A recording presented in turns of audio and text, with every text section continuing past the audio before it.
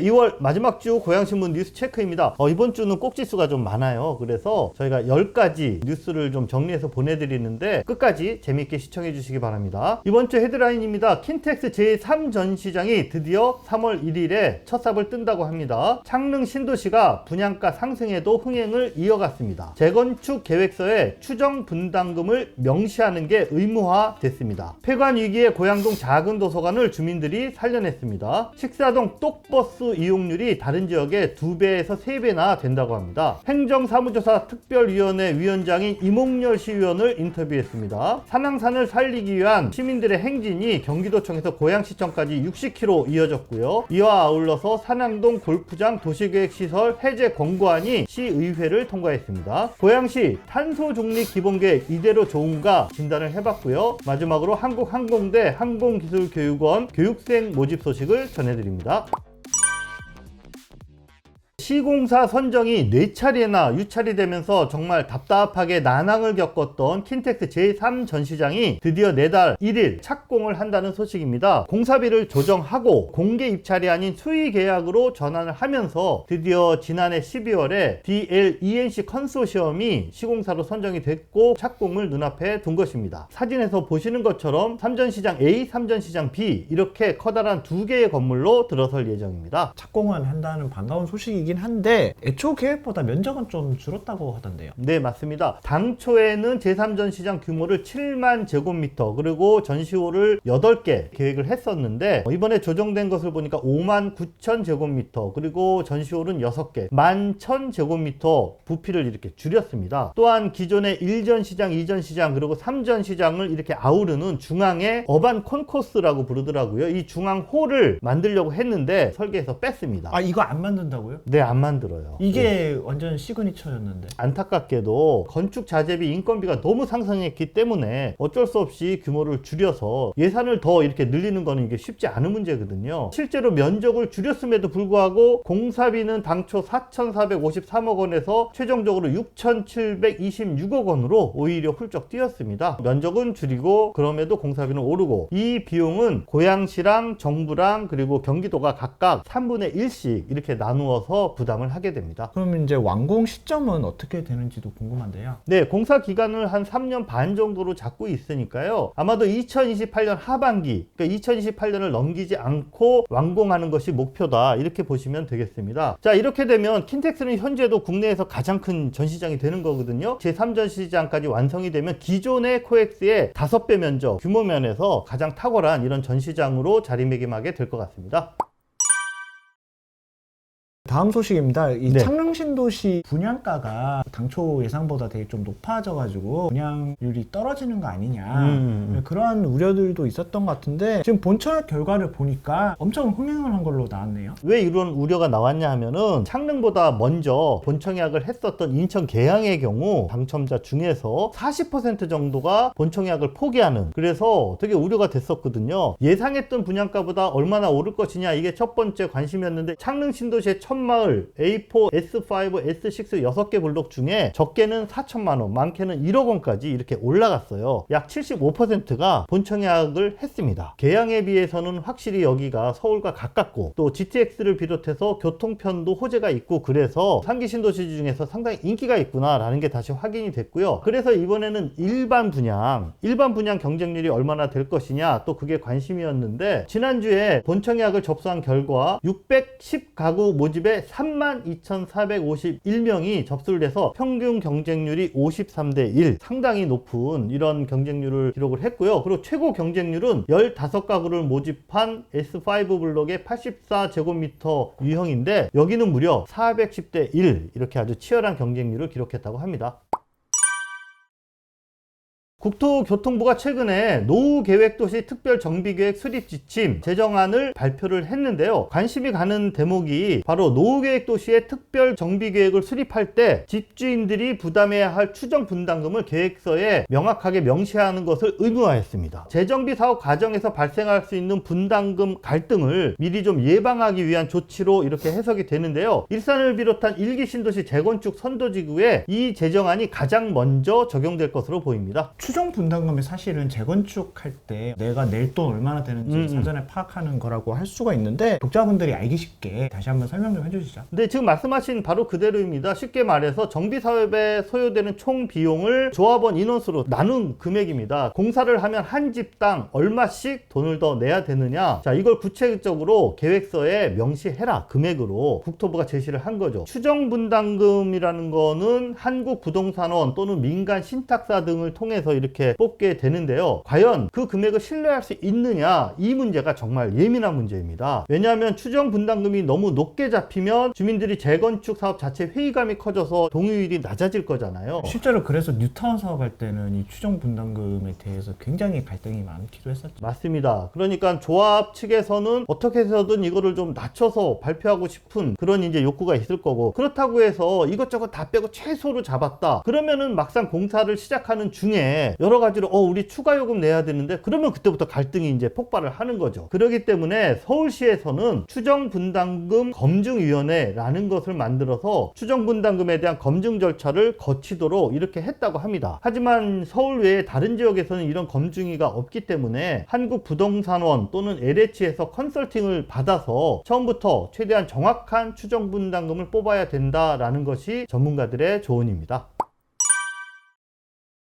작년에 고양시가 공립 작은도서관 4곳에 대해서 지원을 중단한다. 그래서 이용자들로부터 정말 큰 반발이 이어졌는데, 당시 4,000명 이상의 시민 반대 서명까지 제출이 됐지만 결국에는 폐관 결정이 진행이 됐는데요. 이 중에 고양동 작은도서관의 경우 지역 주민들을 중심으로 한 사립 운영제로 전환해서 계속 이어간다. 관심을 모으고 있네요. 지난 14일 날 고양동 종합사회복지관 1층에 이 작은도서관이 있어요. 사립고양 작은도서관 개관식이 열렸었는데요. 원래 여기 작은도서관은 시에서 이제 인건비를 지원하는 사서 한 분이 17년 동안 이끌어 왔었던 그런 곳이었거든요. 공립 작은도서관에 대한 지원이 중단되면서 이 사서분도 이제 그만두게 되는 상황이 되다 보니까 그렇죠. 문을 닫을 위기에 놓였었는데, 애착을 많이 갖고 계시는 이 주민분들이 자체적으로 여기 맡아서 운영을 하겠다, 이 뜻을 시에 전달을 해서 폐관 위기를 넘어서게 됐다고 합니다. 네, 폐관 위기를 넘어서게 됐다라고 하니까 일단은 반가운 소식 같지만, 생각을 해보면 사립으로 운영한다라는 게 이게 진짜 쉽지 않을 것 같은데, 관장을 맡게 되시는 분이 이제 김나연 씨라고 도서관을 굉장히 애용하셨던 이제 주민분인데, 또 두 아이의 엄마이시기도 하세요. 이전부터 이제 고양동 작은 도서관을 자주 찾으셨던 분이었고, 특히나 이제 이 폐관 반대 서명 운동에 가장 좀 적극적으로 나섰던 분이시라고 하더라고요. 폐관 이틀을 앞두고 12월 28일이라고 하시더라고요. 그때 이제 찾아가서 내가 여기를 맡아서 운영을 하겠다. 이야. 쉽게 말해서 계속 이어나가겠다. 지원 안 줘도 된다. 어쨌든 문 닫지만 말아달라. 이렇게 말씀을 하셨다라고 하더라고요. 네. 다행히 이제 여기 같은 경우가 고양동 복지회관 내에 있는 공간이거든요. 그러니까 특별히 네. 임대를 내거나 다른 용도를 이용하거나 또 그런 것은 아니었기 때문에 사립으로 전환해서 운영을 이어나가는 요 상황 자체는 이제 큰 어려움이 없었던 지금 상황이라고 합니다. 야, 이거 주민들 힘으로 도서관 살려냈네.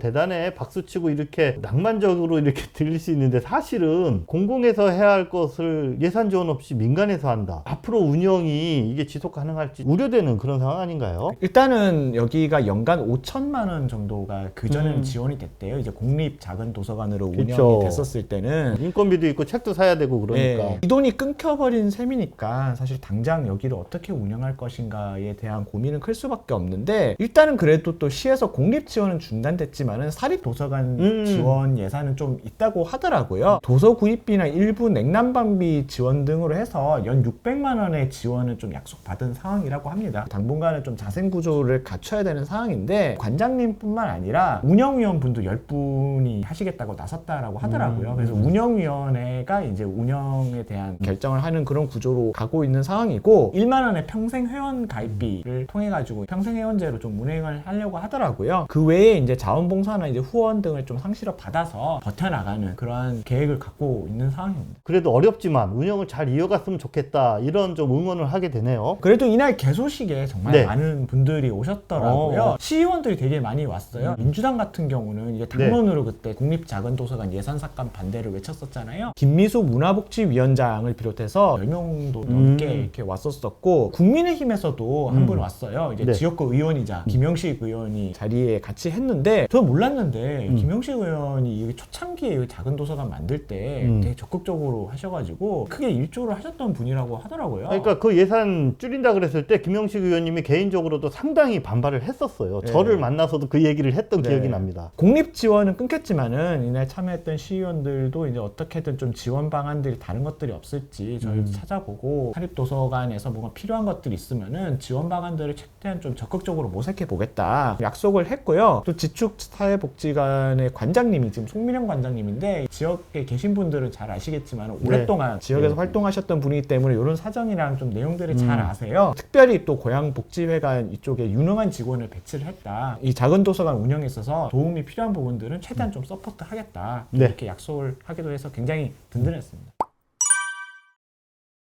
경기교통공사가 운영하는 경기도 수요응답형 버스, 여러분 잘 아시나요? 똑버스죠. 바로 고양시에서도 선풍적인 인기를 이어가고 있는데요. 현재 고봉동, 또 식사동, 향동동, 그리고 덕은동 이렇게 4개 노선을 운영 중인데 작년 한 해 이용자 수를 좀 분석해 봤더니 식사동이 가장 많은 승객들이 이용을 했다 이렇게 나왔네요. 권영재 더불어민주당 시의원이 일별 똑버스 이용자 수 로우 데이터를 확보를 해서 이 내용을 좀 분석을 해봤는데요. 이 식사동 같은 경우는 일평균 280명이 이용을 한다고 하더라고요. 그래서 이용자 수가 다른 지역에 비해서 높은 것으로 좀 나타났습니다. 가장 높은 것으로 나타났는데 요 다음으로 이제 많았던 것은 11월부터 운행을 시작했던 덕은동 같은 경우가 일평균 168명 그리고 10월부터 운행을 시작했던 향동동 같은 경우가 114명으로 뒤를 이었고요. 고봉동 같은 경우는 아무래도 좀 도심 외곽 지역이고 여기는 좀 인구 밀집 지역은 아니잖아요. 그렇죠. 그래서 107명으로 가장 낮긴 했지만은 이게 뭐 아파트 단지도 없고 또 출퇴근 노선 따로 운영하지도 않는데 이만큼 또 이용한다는 건 이 노선에 대한 수요가 높다 그렇게도 볼 수 있을 것 같습니다. 근데 식사동뿐만이 아니라 다른 곳에서도 이용자들이 생각보다 상당히 많은 것 같네요. 똑버스 뭐 전에도 한번 설명드렸지만 어떤 방식으로 운영되는지 다시 한번 좀 설명해 주세요. 똑버스가 똑똑하게 이동하는 버스의 줄임말이더라고요. 일반 버스랑 달리 이게 좀 약간 스마트한 시스템을 갖고 있는 거죠. 이 고객들이 콜을 요청을 하면은 택시처럼 이렇게 원하는 시간과 장소에 버스가 찾아간다. 특히나 이제 여기 운행 지역대 같은 경우가 교통망이 아직 제대로 좀 갖춰지지 않은 지역이다 보니까 특히 출퇴근 수요가 굉장히 높고 그래서 효율적으로 운행이 좀 필요한 상황이다 보니까 이 똑버스가 좀 중요한 역할을 하고 있고요. 주요 거점과 차종, 뭐 운행 형태 이런 것들에 대해서는 여기 표로 정리를 해놨으니까 참고를 하시면 좋을 것 같습니다. 처음엔 이거 어떻게 이용하는지 모르다가 또 이용 방법을 알게 되면은 또 이용하게 되고 그래서 점점 숫자가 좀 늘어날 것 같은데요. 네, 실제로 여기 좀 추세 그래프를 보시면은 한눈에 확인이 가능한데요. 4개 노선 모두 이제 시간이 갈수록 이용자가 조금씩 늘고 있는 거를 확인할 수 있고요. 특히나 식사동 같은 경우는 9월 이후에 아까 이용자 수가 일평균 280이라고 그랬잖아요. 네. 근데 9월 이후에는 하루 400명 이상으로 이제 좀 급증을 하는 특징이 있더라고요. 반면에 운행 차량은 아직 4대밖에 없어요. 그러다 보니까 주민분들이 많은 불편을 호소할 수밖에 없는 상황인데요. 실제로 이제 출퇴근 시간에 식사동 이용자들의 콜 배차 확률을 또 이렇게 확인을 해봤더니 이게 560회 정도의 콜이 있었는데 실제 배차가 되는 경우가 280회, 그러니까 한 50% 정도밖에 안 되는. 그러다 보니까 좀 주민분들이 불만이 많으시다고 하더라고요. 그렇다면은 주민들 입장에서는 이거 배차 좀 늘려달라 이런 목소리가 자연스럽게 나올 수밖에 없겠네요. 네, 그럴 수밖에 없는데 또 이게 문제가 시와 경기도 입장에서는 이게 예산 부담을 이유로 또 난색을 표하고 있는 상황이에요. 당연히 그렇겠죠. 시 자료에 따르면 이제 식사 고봉 똑버스 운행 예산이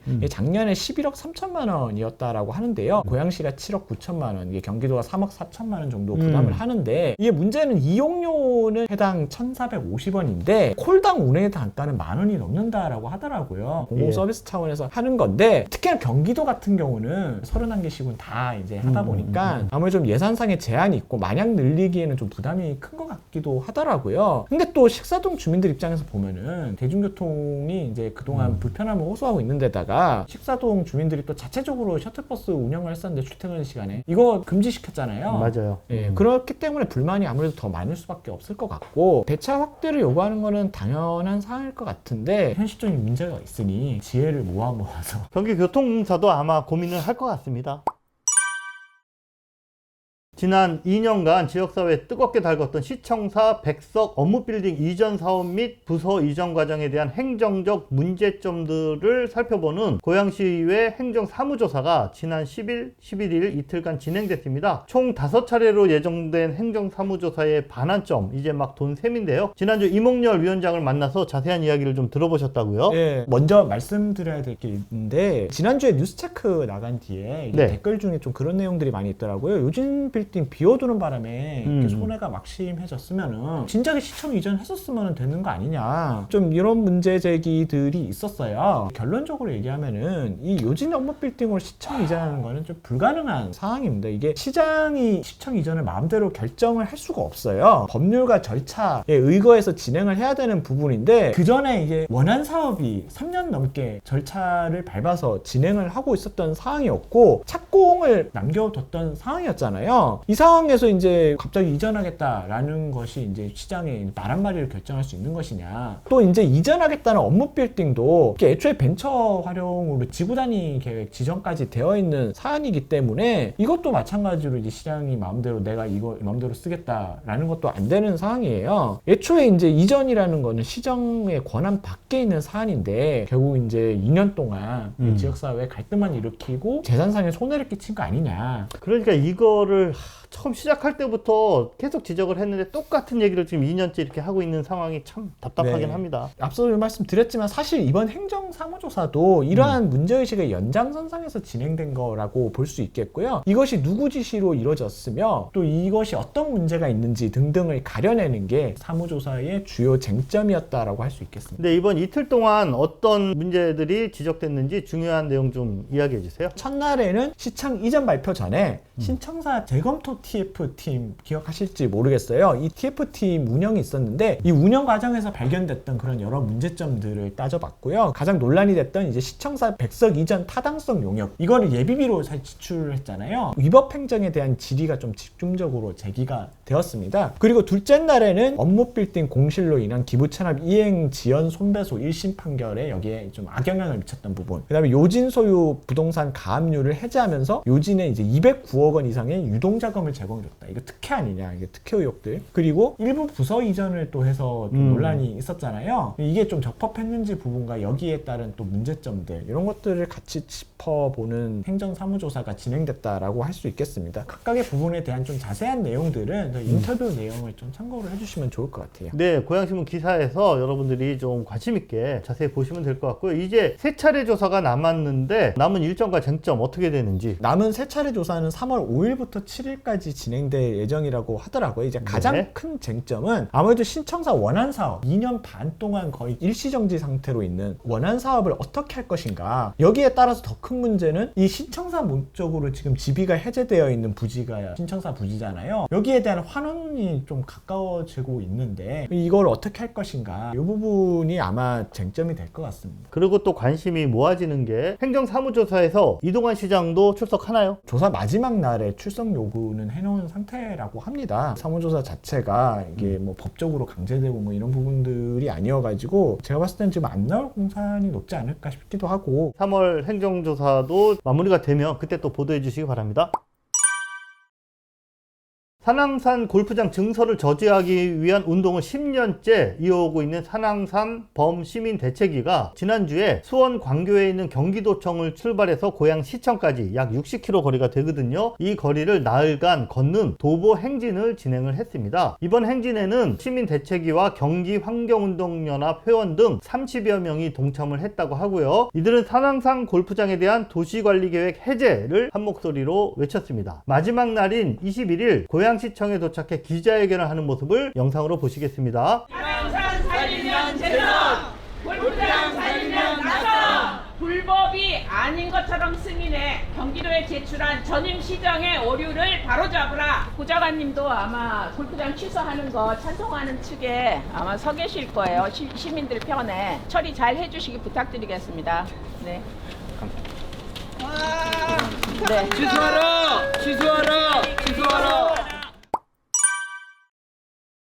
한항성 골프장 관련 소식이 또 하나 있네요. 이 증설 문제 관련해서 고양시의회도 지난 20일에 장기 미집행 도시계획시설 해제 권고에 건 34명 의원의 전원 찬성으로 가결을 했다는 소식인데요. 권고안은 김혜련 의원이 제안을 했고요. 어떤 근거에서 작성됐는지 좀 살펴보면 국토의 계획 및 이용에 관한 법률 제42조 2항에 설치할 필요성이 없어졌거나 고시일로부터 10년이 지날 때까지 시행되지 않은 도시계획 시설을 시장이 해제할 수 있다라고 밝힌 부분이 있습니다. 벌써 10년째 미집행 중인 산항상 골프장 증설 사업계획이 바로 여기에 해당된다. 그러니 시장이 해제해라. 이렇게 시의회가 공식적인 입장을 통해서 명분을 좀 만들어 준 만큼 과연 고양시가 어떤 응답을 내놓을지 관심이 모아지고 있습니다.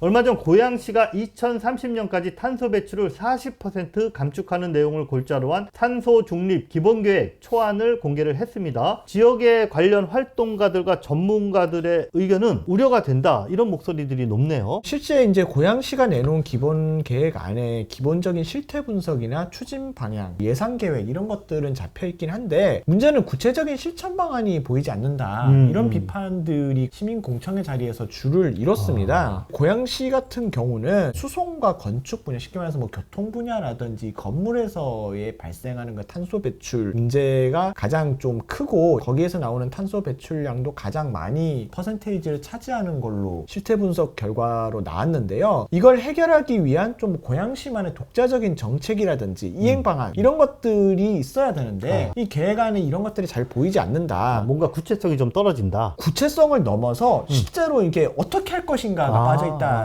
거죠. 사실 뭐 전기차 지원 정책 이런 것 말고는 눈에 띄는 정책이 없다고 하더라고요. 사실 생각해보면 이동환 시장이 기후협약 관련해서 해외 출장을 많이 갔었어요. 고양시 탄소 중립 정책을 매우 자랑했던 이런 것도 기억이 나는데 획기적인 고양시만의 정책을 준비하고 있나 이런 기대도 많이 했거든요. 그런데 정작 이번 계획을 보니까 그런 게 잘 안 보인다 뭐 이런 얘기네요. 따지고 보면은 고양시만의 독창적인 기후 대응 정책은 예전부터 좀 있었어요. 근데 이게 오히려 다 중단됐거든요. 이를테면은 그 탄소지원 카드 민선 7기 말기에 시작했다가 금방 폐지가 홍보하다가 됐거든요. 중단된 그런 느낌이죠. 그리고 공공자전거 사업도 사실 폐지가 됐고 이 그러네요. 탄소 배출 줄이려면 이제 자전거 정책이 되게 활성화돼야 되는데 이런 상황이고 환경 예산 같은 경우도 임기 초부터 예산 아낀다고 다 삭감을 했었던 부분이거든요. 근데 지금 이 기본 계획안에 보면 2030년까지 고양시 탄소 배출 정책을 위해서 투입되는 예산이 5조 원 가까이가 돼요. 이 정도의 예산 배치해가지고 수행할 의지가 있냐